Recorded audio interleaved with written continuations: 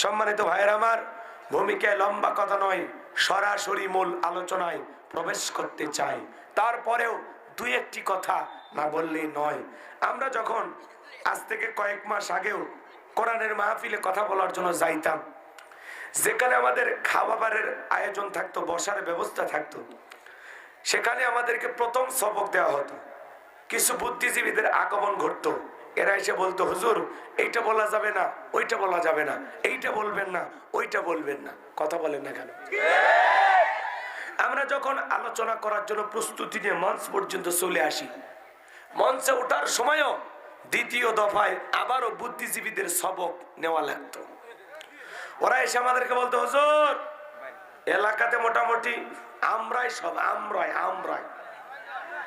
ওয়াজ যা করবেন করবেন, খবরদার নেত্রীর বিরুদ্ধে যেন কোনো কথা না যায়। বলেন তো বাজান, এখন কি আর টর্চ লাইট মারিয়াও ওই বুদ্ধিজীবীদের খুঁজে পাওয়া যাচ্ছে? জোরে বলেন, যাচ্ছে? এই জন্য মনে রাখবেন, জালেমদের শেষ পরিণতি হলো পরাজয়, আর মাজলুমদের শেষ পরিণতি হলো বিজয়।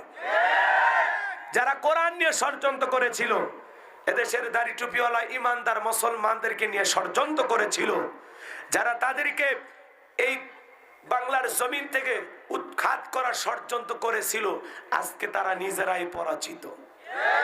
ওরা নিজেরাই পরাজিত। কথা বলে ঠিক কিনা? এই জন্য মনে রাখবেন, যৌবনের জোর আর ক্ষমতার জোর দুটা কখনো চিরস্থায়ী হয় না। কথা কয় না? দুইটারই উত্থান পতন আছে।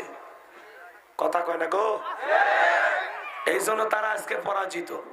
যারা কোরআনের মাহফিল বন্ধ করত, আলেমদেরকে ঠাট্টা বিদ্রুপ করত, ওরা কি আর আছে? জোরে বলেন, আছে? এই জন্য মনে রাখবেন, জালেমেরা কখনো চিরস্থায়ী হতে পারে না, জুলুম কখনো চিরস্থায়ী হতে পারে না। আল্লাহু লা ইয়াহদিল কওমাজ জালিমিন। জালেমদেরকে আল্লাহ পছন্দ করেন।